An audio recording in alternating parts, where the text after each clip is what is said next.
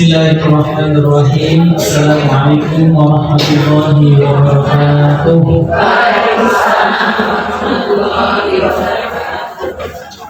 Innal hamdalillah nahmaduhu wa nasta'inuhu wa nastaghfiruh wa na'udzu billahi min shururi anfusina wa min sayyiati a'malina may yahdihillahu fala mudilla lahu wa may yudlil fala hadiya lahu.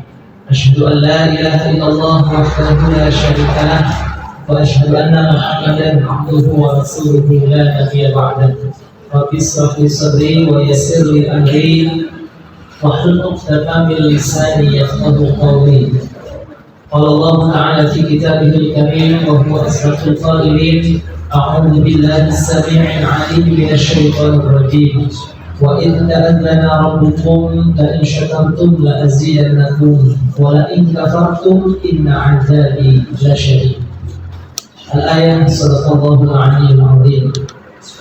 Pertama-tama dan yang paling utama, saya senantiasa kita bersyukur atas segala karunia nikmat yang Allah berikan kepada kita. Walaupun di suasana hari tenang, tapi kayaknya masih banyak yang sibuk, ya. Tapi mudah-mudahan tenangnya batin kita jauh lebih bisa kita nikmati, kita rasakan dibandingkan tenangnya suasana dunia ini. Tenangnya urusan keluarga kita lebih kita rasakan dibandingkan ketenangan-ketenangan yang itu membuat kita semakin berpikir dan berjarak jauh dengan Allah Subhanahu wa Ta'ala. Dan mudah-mudahan dengan segala kalimat syukur, setiap nikmat yang Allah berikan kepada kita, semoga kita digolongkan, dikelompokkan menjadi hamba-hamba Allah yang pandai dalam syukur nikmat-nikmatnya. Amin ya rabbal alamin. Salawat beserta salam semoga senantiasa tersampaikan, tercurah limpah kepada uswah hasanah kita baginda Nabi besar Muhammad sallallahu alaihi wasallam sebagai tuntunan, sebagai panutan, sebagai suri tauladan, sebagai figur yang harus kita jadikan sebagai manusia pilihan Allah yang di hati kita tempatkan rasa cinta. Nabi pernah bersabda, la yu'minu ahadukum hatta akuna ahabba ilaihi min walidihi wa waladihi wa nasi ajma'in. Tidak sempurna keimanan kalian sampai-sampai aku lebih kalian cintai dibandingkan kalian mencintai anak kalian, pasangan kalian, orang tua kalian, bahkan seluruh manusia. Jadi ketika kita menempatkan cinta kepada Rasulullah SAW harus lebih utama. Hanya kita berharap mudah-mudahan rasa cinta dan kesetiaan kita kepada beliau betul-betul bertahan kokoh hingga ajal menjemput kita semua nanti, dan kelak yaumul qiyamah nanti kita mendapatkan syafaat beliau. Amin ya rabbal alamin. Ini merupakan pertemuan pembahasan tentang fikih rumah tangga yang ketiga. Masih ingat pembahasannya apa? Kalau kemarin kan kalau nggak salah kewajiban suami terhadap istri. Nah, sekarang kewajiban istri terhadap suami, atau mau langsung kewajiban orang tua terhadap anak. Ini nggak dibahas yang istri dan suami. Dibahas? Gimana? Aku tersinggung nanti. Baik, kita bahas dulu tentang kewajiban istri terhadap suami. Ibu sekalian, kalau kita membahas tentang hak dan kewajiban ini ternyata harus seimbang. Kalau kita sudah melakukan satu kewajiban, maka kita punya hak mendapatkan A, B, C dan sebagainya. Kalau kita sudah memenuhi segala urusan yang menjadi tanggung jawab kita, ada hak. Nah, dalam hal ini, dalam rumah tangga, ternyata Islam memberikan penjelasan secara tegas, secara lugas. Tidak serta-merta suami istri itu bisa diistilahkan milkul mutlak. Tidak. Suami istri itu bukan milik mutlak. Sudah menikah, akan nikah selesai, maka ini menjadi milik saya. Tidak, ternyata bukan. Tapi milkul manfaat. Ya, saling memberikan Saat suami mengambil manfaat dari istri, banyak. Istri pun sama demikian. Jadi saling memberikan manfaat atau bisa saling melengkapi dengan adanya kekurangan. Saling menutupi satu sama lain tentang aib. Setiap orang pasti kita punya aib, betul? Pasti. Jangan pernah kita merasa suci, karena dalam Islam itu tidak ada konsep manusia suci, tidak ada. Ya, ingat, yang ada dalam Islam itu konsep manusia mulia. Ya, mulia. Tapi manusia suci dalam Islam tidak ada. Memang betul, kullu mauludin yuladu 'alal fitrah. Setiap yang terlahir, yang ke dunia, hadir ke dunia itu pasti terlahir dengan kondisi suci. Siapapun dia, apapun agama orang tuanya, tetap mereka itu suci. Makanya kan di hadis dikatakan fa'abawaihi, tergantung orang tuanya, yuhawidani, menjadikan dia Yahudi, yunasirani, menjadikan dia Nasrani, yumajisani, menjadikan dia Majusi. Terserah orang tuanya akan dimintai tanggung jawab. Nah, dalam hal ini maka kita pahami kita ini ternyata tidak boleh mengaku diri kita suci. Dari lahir sampai nanti tidak ada. Nah, konsep manusia suci memang ada, tapi di agama tetangga kita. Ya, saya tidak sebut nama agamanya. Mereka ada konsep manusia suci, gak boleh nikah. Padahal itu fitrah, gak mungkin ya. Pasti ada hasrat pengen gitu. Gak boleh makan sekian jam sampai ini, itu menyalahi fitrah. Nah, Islam itu memperhatikan, makanya dilarang, bahkan menjadi dosa kalau kita puasa di luar batas ketentuan syariat agama. Mulai kan puasa itu dari mulai jam berapa? Mulai jam berapa kira-kira? Ini ada yang ikut mana ini? Puasa apa? Puasa itu mulai dari azan maghrib, azan subuh. Iya, lebih kuat azan subuh. Tapi Ustaz, saya ikut yang pakai imsak, boleh. Ya, tapi lebih ini kalau secara dalil azan subuh. Jadi walaupun sudah imsak boleh masuk makan. Boleh. Bahkan ketika Nabi SAW waktu itu ada sahabat lagi terlambat bangun, belum sahur gitu ya. Terus Bilal bin Rabah berdiri dan hendak mengumandangkan azan. Coba lihat kebijakan Nabi ketika itu justru malah yang yang diutamakan yang lagi sahur dulu. Bilal mau kemana? Mau azan ya Nabi? Kali ada yang sahur. Dia hormati yang sahur dulu. Beda dengan kita yang bodo amat, belum sahur belum juga kita azan. Tuh lihat ya. Jadi azanlah yang utama ketika sampai azan maghrib. Kita pengen puasa lebih daripada itu karena kuat, dilarang dalam Islam. Makanya sebaik-baiknya pahala paling banyak pahala itu ketika mengakhiri sahur, dan ketika berbuka pahala lebih banyak ketika mensegerakan. Jadi bukan justru malah nanti nunggu isya saja, tidak, malah berkurang pahalanya. Nah, sama itu juga fitrah manusia tidak bisa. Konsep manusia suci dalam Islam tidak. Yang ada manusia mulia. Ya. Kewajiban istri terhadap suami, masya Allah, ternyata ibu-ibu di sini atau wanita diberikan hak dan ada kewajiban. Nah, maka silahkan mau dicatat monggo atau dihafalkan, luar biasa.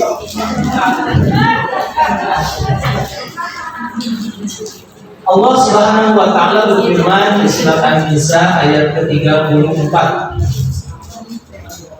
A'udzu billahi as-sami'il 'alim minasy syaithanir rajim. Ar-rijalu qawwamuna 'ala an-nisaa bima faddala Allahu ba'dahum 'ala ba'd wa bima anfaqu min amwalihim. Kaum laki-laki tetap ya satu tingkat derajat itu lebih tinggi di atas wanita. Qawwamuna 'alan nisa.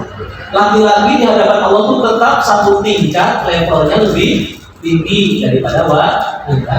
Itu enggak merasa gimana-gimana? Tidak ya? Takutnya, wah ini menyalahi emansipasi. Takutnya kita kan setara, enggak? Ya, tetap laki-laki itu punya tingkatan derajat. Tapi bahasanya dengan qawwam. Qawwam itu maknanya sangat luas. Bisa pemimpin, bisa penanggung jawab, bisa pengelola, bisa menjadi perisai, bisa yang ngatur, pengatur. Masya Allah, banyak arti qawwam itu. Jadi bukan level saja.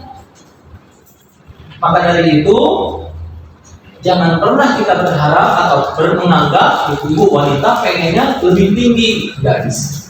Itulah kenapa Khadijah binti Khuwailid, walaupun mohon maaf ya, secara status sosial itu di Jazirah Arab dulu menguasai tanah 2/3 Jazirah Arab. Bayangkan. Terus beliau juga seorang saudagar kaya raya, keturunan orang punya nama, status sosial jelas tinggi. Masya Allah. Tapi ketika menikah dengan Muhammad yang sekarang usia 15 tahun di bawahnya, lebih muda. Kemudian apa lagi ya? Ya secara status sosial jelas beda gitu ya, tapi Nabi kan memang Nabi. Namun beliau memposisikan diri, Masya Allah, tidak ada satu sejarah pun riwayat mengatakan merasa lebih tinggi. Selalu memuliakan suaminya. Makanya istri Nabi yang paling Nabi cintai adalah Khadijah. Sampai kepergiannya ketika itu membuat Nabi gundah gulana galau. Sampai-sampai Allah memberikan hadiah ketika ditinggal wafat istrinya Khadijah plus dengan pamannya Abu Thalib. Nabi itu kan seperti orang yang kehilangan ya mati rasa pengen makan, wajar gitu ya. Jadi kayak dia kehilangan. Allah ajak piknik, rihlah apa itu? Isra Mi'raj. Tuh, jadi ternyata obat kita itu gabut, gundah gulana, bosan adalah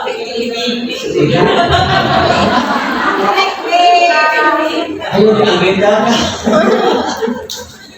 Ini serius ya. Di Al-Quran dikatakan fantashiru fil ardi, bertebaranlah di muka bumi. Iya, ada ayat coba ini.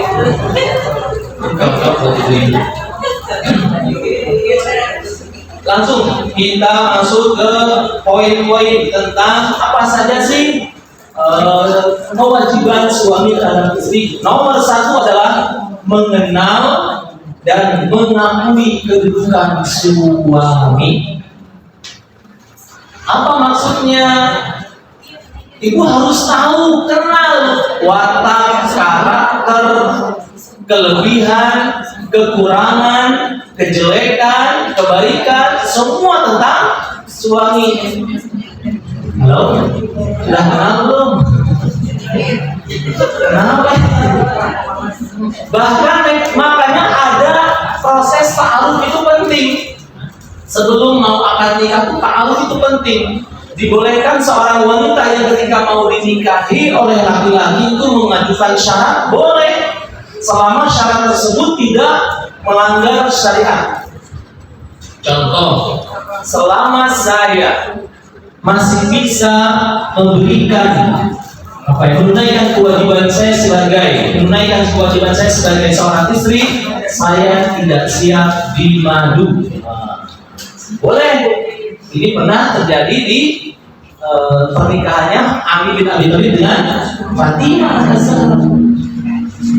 Ali waktu itu agak kaget. Ya Rasul, apakah ini tidak melanggar syariat? Anda, para sahabat yang lain nikah banyak istrinya, masa ini kok? Gitu. Ali waktu itu protes. Tapi kata Nabi, boleh. Selama bisa menunaikan kewajiban. Gitu ya, tidak melanggar. Akhirnya karena saking cintanya Ali terhadap Fatimah, menyanggupi. Ali menyanggupi. Itu dibolehkan.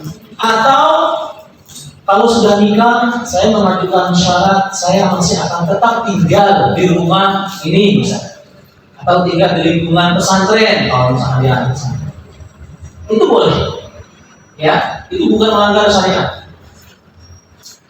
Nah dibolehkan, tapi kalau nggak ada, maka keleluasan bagi suami, ya punya hak, ya ikut yang lain. Tapi lebih utama istri itu ikut dengan suami.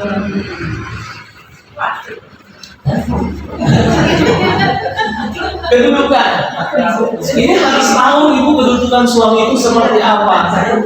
Karakter, watak. Ada orang, mohon maaf, kasus ya gara-gara suaminya ini ya gara-gara mohon maaf ya kentut. Ya, itu pun bisa jadi masalah. Betul? Iya. Atau apalagi yang biasanya banyak lah ya, gitu ya. Maka dari itu pentingnya kita ta'aruf. Maksud saya kalau mau ini bukan kita. Yang pertama ada hadis riwayat dari Ummu Salamah pernah berkata, Nabi SAW bersabda, ayyuma imra'atin matat wa zawjuha 'anha radin dakhalatil jannah. Hadis riwayat Ibnu Majah dan Tirmidzi, hadis hasan dari Al-Hakim dan sahih dari sanad yang sahih. Apa artinya? Wanita manapun ataupun setiap wanita meninggal dunia, suaminya ridho, ada keriduan dari suaminya, maka kata Nabi, dia pasti masuk surga. Jadi ridhonya suami ini penting buat seorang istri. Halo, ini horor kayaknya. Kenapa? Belakang kiri. Tolong ya, gak emosi. Enggak. Jadi ridho suami sangat tinggi. Makanya sering kita ungkap bahwa suami itu nanti di akhirat itu jadi perisai, jadi tameng bagi istri dan anak-anak wanita. Ditanya soal kenapa istrinya melakukan ini, suaminya tidak menegur, itu suaminya yang disalahkan. Coba, istrinya mau minta izin pengajian, suaminya melarang, misalkan nggak perlu, nggak penting.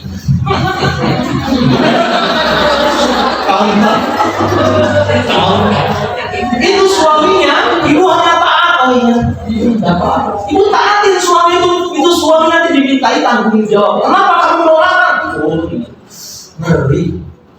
Makanya bersyukur ibu dikasih izin. Beneran. Karena kan tugas suami itu kan apa? Memberikan ilmu agama, menjelaskan tentang apa jadi pemimpin. Itu berat. Kalau nggak sanggup karena sibuk kerja dan sebagainya, punya karir, izinkan istri itu bekerja. Ya gitu. Kemudian hadis yang kedua dikatakan, ini tentang apa namanya hak dari Aisyah. Istri Nabi SAW berkata, sa'altu Rasulullah SAW, aku bertanya kepada Nabi SAW, ayyun nas a'dhamu haqqa, orang yang lebih tinggi, yang lebih besar haknya itu siapa ya Nabi? Jawab Nabi siapa? Alal mar'ah, wanita. Ini saking dimuliakannya wanita dalam Islam. Qala zawjuha, kemudian siapa wanita ini? Istri. Qultu fa'ayyun nas a'dhamu haqqa 'ala rajul. Kemudian siapakah manusia yang paling besar haknya di atas laki-laki? Qala, Nabi berkata, menjawab, ummuhu, ibunya. Disinilah yang pernah kita singgung, wanita itu punya hak besar, dilindungi, dijaga, diprioritaskan. Bahkan bahasa ulama kita itu dijadikan ratu. Iya, ternyata bahasanya. Bahkan ada ketika kalau pas lagi jalan bersama suami istri itu, Kalau ada jalan turunan, siapa yang harus lebih duluan di depan? Nah, bingung. Dorong-dorong ya. Kalau jalanannya turun, ya. Nah, siapa yang duluan? Suami yang duluan di depan. Jadi istrinya pegang belakang. Kasih air mau digendong mau diapain? Maksudnya ini etika loh. Loh. Ini etika.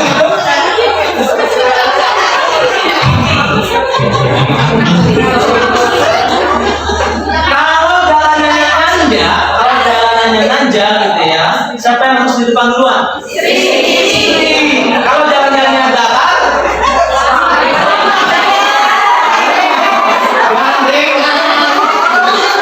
tuh ini beneran nih. Ini masalah sepele loh ya. Tapi kita jalan belum pernah pengalaman. Silahkan gratis sama suaminya sendiri. Ya, ditafsirkan oleh para ulama kenapa kalau pas jalanannya turun, kalau ada apa-apa dengan istri kepleset atau apa, si suaminya yang lebih jatuh dulu. Itu ada hikmahnya ternyata, masya Allah.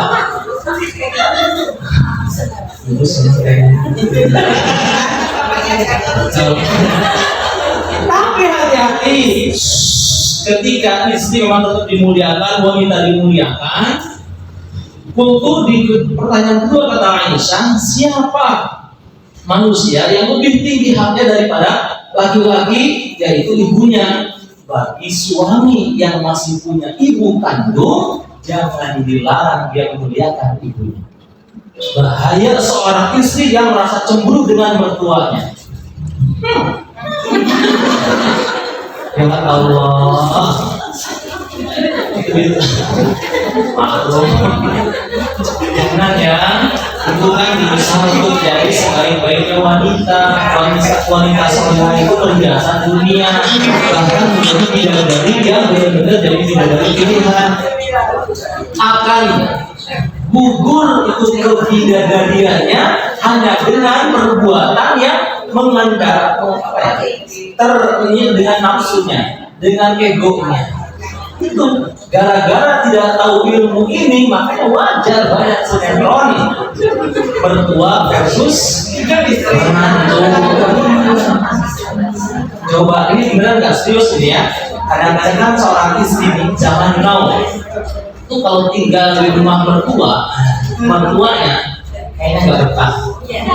Betul nggak? Betul nggak? Fakta ya? Iya. Kebanyakan ya si suami yang ngalah hanya tinggal sama.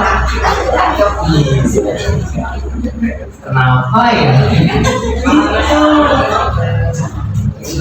Ya silakan nanti ditafakuri ya. Kemudian selanjutnya poin yang kedua. Oh ini sudah pernah kita singgung ya tentang sujud, sudah tahu ya. Andai kata Nabi, aku boleh memerintahkan manusia sujud terhadap manusia, ya, maka akan aku perintahkan istri sujud terhadap suami. Saking tinggi derajat suami maksudnya itu ya. Tapi karena berhubung tidak boleh, maka berbaktilah. Hadis riwayat Tirmidzi. Kemudian poin yang kedua, kewajiban istri terhadap suami adalah taat dan melayani dengan baik. Nah ini masalah taat ini yang menjadi permasalahan. Sejauh mana ketaatan istri terhadap suami selama suami tidak memerintahkan perbuatan yang melanggar syariat agama Islam, menyebutkan Allah misalkan. Apalagi biasanya hal-hal yang sifatnya itu krusial, misalkan homer, bermaksiat, nah kayak gitu ya, nggak boleh. Bahkan misalkan ibu, bapak, apa suami istri dagang, suaminya ngajak berbuat zalim, misalkan jualan apa ya misalnya, nimbun barang dagangan. kalau dulu besok kalau harganya sudah naik baru kita jual, gimana? Ibu harus ingatkan, ingatkan, jangan. Kita nyari berkah. Islam mengajarkan itu nilai berkah lebih utama dibandingkan keuntungan duniawi semata. Jangan. Lebih baik ya sudah waktunya keluar. Kalau rezeki kita ya sudah. Kalau belum ada gantinya. Baik. Ya. Nah, itu penting suami istri itu saling mengingatkan. Kemudian di sini ada hadis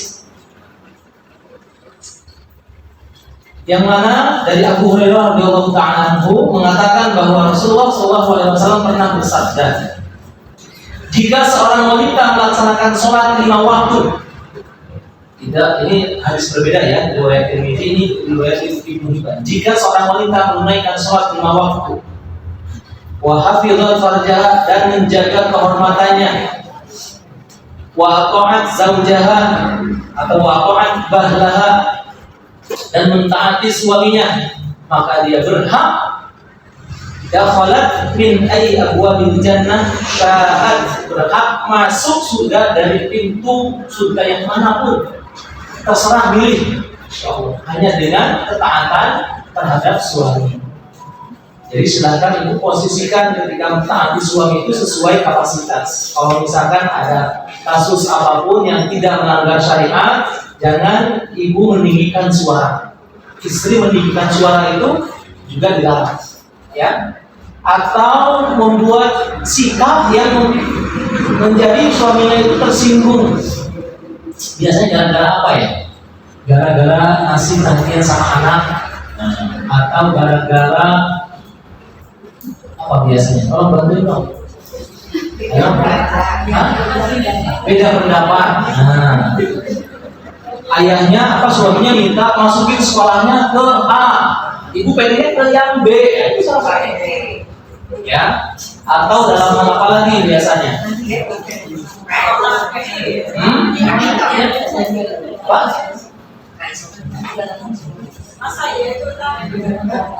Gimana? Iya, bedaan sekolah, menetapkan sekolah itu sama. Itu menjadi salah satu yang biasanya muncul.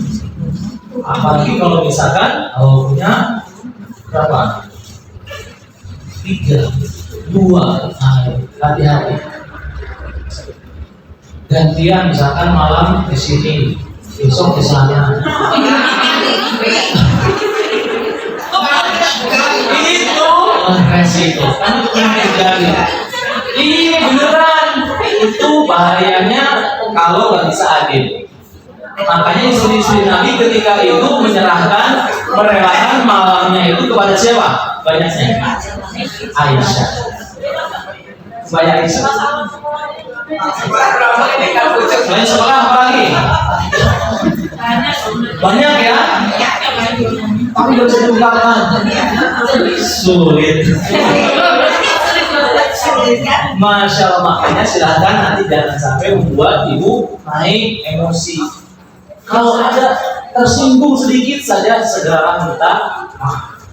Bahasa ringannya gini, sesalah-salahnya anak terhadap orang tua yang lebih duluan minta maaf siapa? Anak. Sesalah-salahnya istri terhadap suami yang minta maaf duluan siapa? Istri.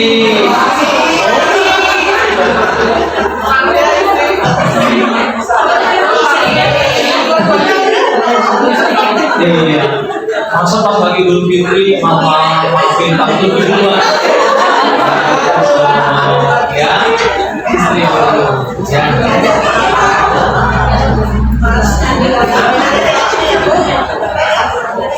Bahkan saking perlunya ketaatan, ibu seorang istri menunaikan puasa sunnah, amalan-amalan sunnah ketika suami posisi lagi di rumah, itu tidak halal kalau belum dapat izin. Jadi amalan sunnah sholat di sini itu lebih tinggi, amalan sunnah puasanya lebih tinggi, maksudnya dari amalan-amalan yang lain. Sunnah itu apa saja? Sedekah itu sunnah. Apalagi Silaturahim sunnah.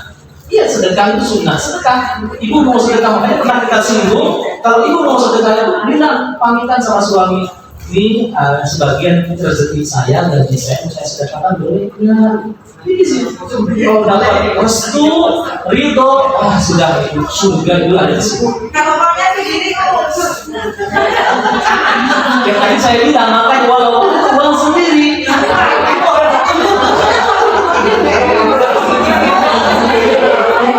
makanya kemarin kan sudah kita bilang, harta suami ada istri, harta istri tidak ada hak suami. Tapi ketika istri melakukan amalan sunnah walaupun dia sedekah, tetap harus minta izin. Saking tingginya hak suami. Harus tahu laporan. Ini tipe-tipe yang ketahuan. Ya enggak. Boleh nggak? Kalau kemarin belum tahu ilmunya gimana? Kemarin saya nggak tahu ilmunya.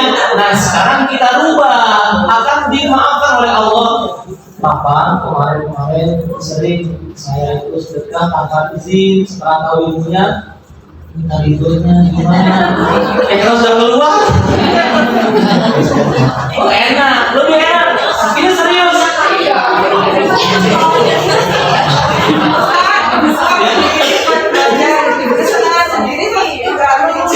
Oh, ada lagi kasus. Ada nanti di sini kasusnya. Kalau suami dari hartanya sendiri dia makan, dia belanja untuk memenuhi kebutuhannya sendiri lebih bagus daripada anak istrinya, itu perbuatan zalim. Istrinya belanja. Istri kasihan. Gak masalah. Begini Bu, kalau ibu membelajarkan harta sendiri itu gak masalah. Ini yang diatur itu ketika sedekah. Ya, jadi kalau sedekah itu sebisa mungkin itu ibu minta restu ridho dari suami, itu surga itu. Tapi untuk belanja ibu beli pakaian yang gimana, apa namanya ini? Apa gelang ini sampai sini? Boleh. Biar nanti kalau pas lagi pengajian ibu mana? Boleh.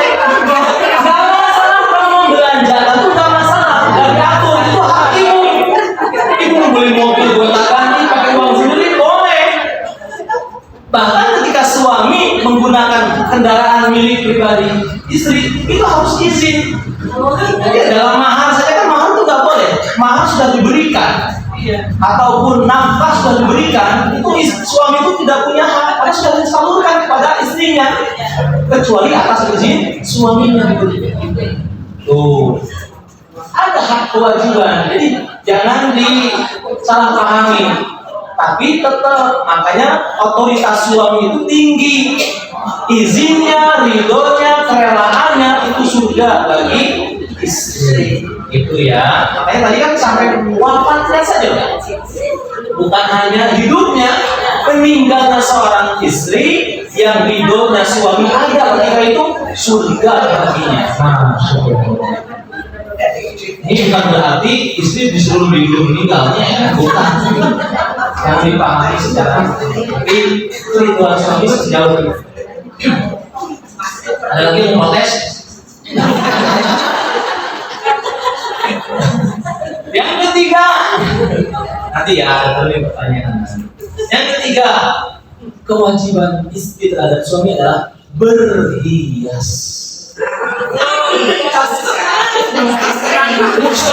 Berhias cocok, tapi kan butuh ini. Oh ya iya ya, tergantung. Ini benar.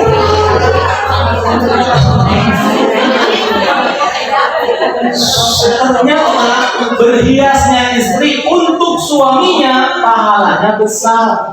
bahkan membuat nyenengin suami itu, masya Allah. Ukuran wanita solihah dalam Islam itu ternyata bukan soal dia itu adalah orang yang rajin sholat, orang yang rajin puasa, rajin ahli ibadah, hafal Quran. Tidak. Kesolihahan seorang wanita ternyata ukurnya adalah apabila kau pandang wajahnya menyenangkan. Ya Allah. Ciri-ciri tanda-tanda wanita solihah kata Nabi adalah ketika kamu pandang dia tuh menyenangkan. Maksudnya ibu tuh, istri tuh harus membuat ketika dipandang ditata tuh senyum.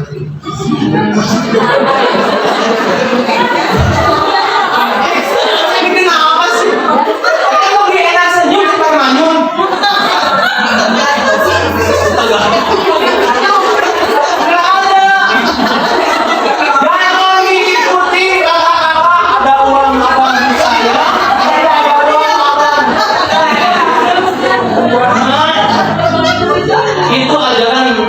Ulah agama yang lain. Jadi tolak ukurnya hanya harta. Ketaatan seorang istri itu lebih utama. Walaupun mungkin secara nafkah kurang atau gimana ya, tetap itu tuh harus merasa menyenangkan. Itu kesolihan. Kalau hanya ukurannya harta rendah, jangan lah ya. Makanya pernah sahabat Nabi itu ditegur. Siapa namanya? Abu Dzar Al-Ghifari. Abu Dzar Al-Ghifari itu punya istri, yaitu Abu Dzar itu kan terkenal, mohon maaf ya yang namanya Abu Dzar. Abu Dzar Al-Ghifari sahabat Nabi itu, mohon maaf, dia itu banyak hutang.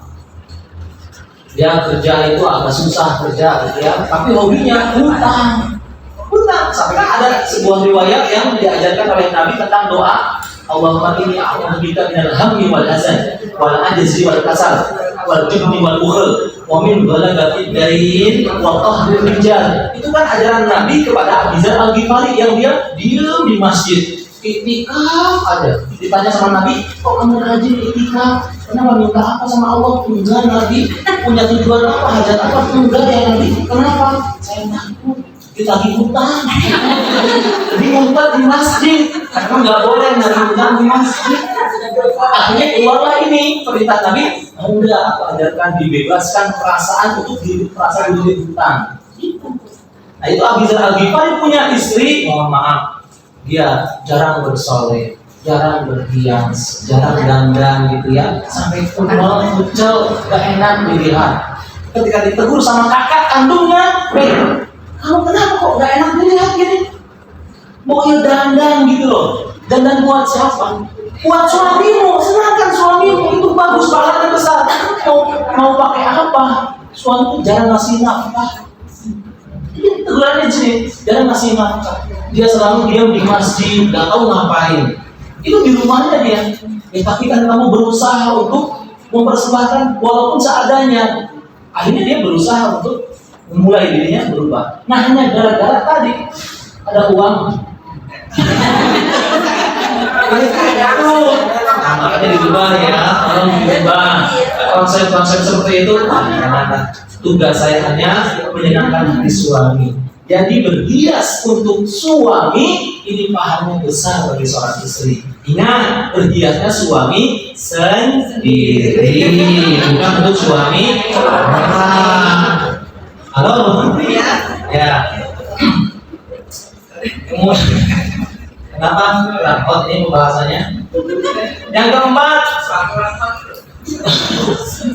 berhias yang dibolehkan, yang dilarang. Ternyata ada tabarruj yang dibolehkan, tabarruj kan berlebihan ya. Yang dibolehkan dalam berhias seorang wanita dan yang dilarang seperti apa? Satu, yang dilarang itu bagi wanita adalah yang menyambung rambut. Apa namanya di sini namanya? Extension. Extension.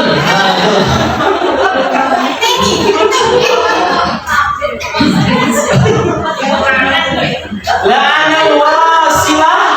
Nabi melaknat wasilah yang menyambung rambut, wal mustausilah wal washimah, tato. Jadi wanita yang menyambung rambut, saya belum lihat pakai apa? Kayak apa sambungnya ya? Itu dilaknat. Tuh, siapa aja? Dilaknat. Nah, banyak-banyak istighfar, ya. Udah taubat nasuha, jangan lagi diulangi. Yang kedua, ditato wanita nggak boleh gitu. Ya, suaminya maksa, ayo mah, biar kita sama. Aku di sini, nama kamu tuh. Namanya. Aman juga dong. Nah, jangan ditaati ya. Nah, terus ini menyambung, jadi memakai sanggul apa ya, konflik, nggak boleh ya. Bahkan wanita, kalau nggak ada yang nggak enak ngomong, wanita yang ngomong dikuncir, kemudian sampai tinggi. Nah, sudah tahu itu ilmunya, dikatakan seperti punuk unta. Maksudnya apa itu singgungan? Itu seperti langsung diperiksa. Ketahuan aku. Kalau hakiin aja ini nanti nikmati dulu. Ya. Jadi hati-hati buat ibu-ibu yang dikuncir, kayak modis gitu loh. Sampai tinggi ke sini. Itu bahasa hadisnya laksana punuk unta. Maksudnya apa? Itu wanita seperti binatang kayak gitu maksudnya. Bahasa hadis itu kan bahasa yang benar-benar menjaga rasa. Bahasa Al-Quran juga sama. Nah, hati-hati, ya.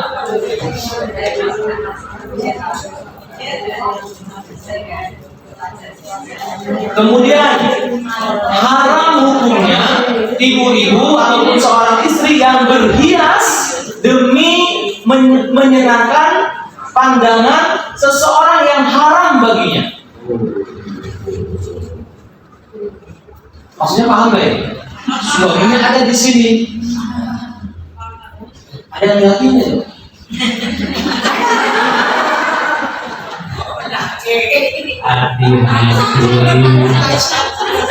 Jadi untuk membuat yang mandang itu yang bukan mahram ataupun muhrim gitu ya, intinya sih laki-laki lain ya.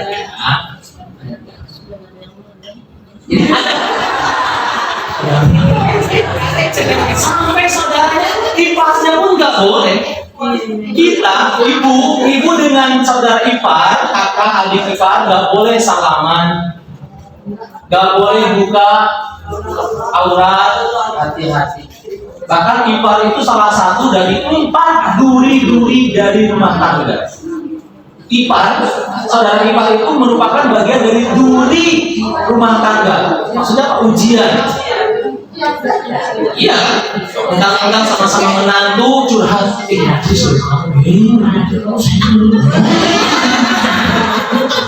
Ini bahaya sih. Muncul setan dalam situ, pintu-pintunya situ. Itu bahaya. Makanya kalau sudah suami istri, sudah pandangannya berdua saja. Dan ketika buka aurat, ada riba datang bertamu, hati-hati, nggak boleh kita, apalagi si suami membolehkan, ya tidak diisikan. Maksudnya nggak apa-apa, sampai aja kita bersaudara, sudah harus ya. Kemudian selanjutnya, ini banyak berkumpul. Tempat hiburan yang di situ ada maksiat gitu ya, wanita. Alhamdulillah kita kumpul di tempat yang kita bahas tentang agama.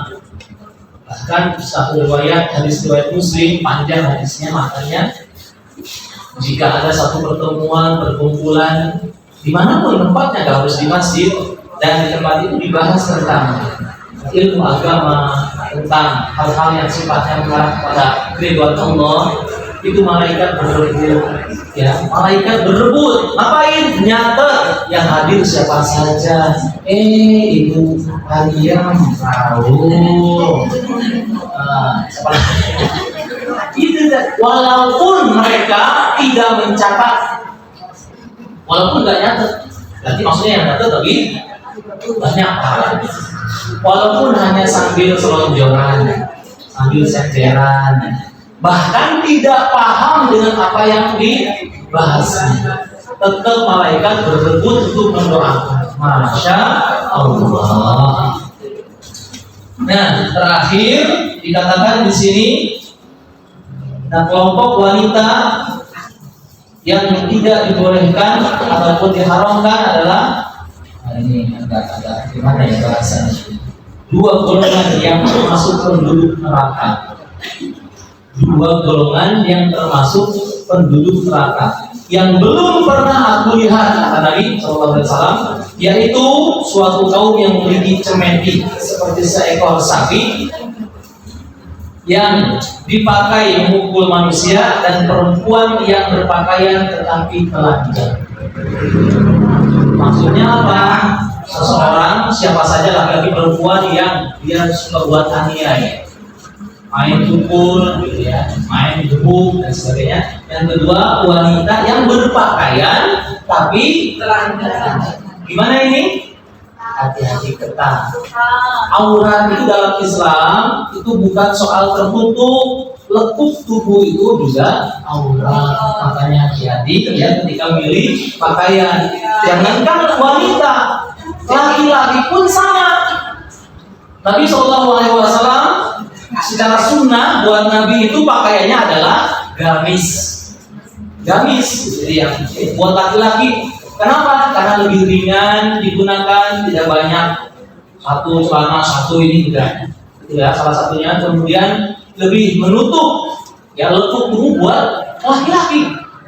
Saya nggak tahu nih ya di pandangan wanita kalau melihat laki-laki yang kepakaiannya itu gimana? Kalau memang jujur ini biasa aja, alhamdulillah. Saya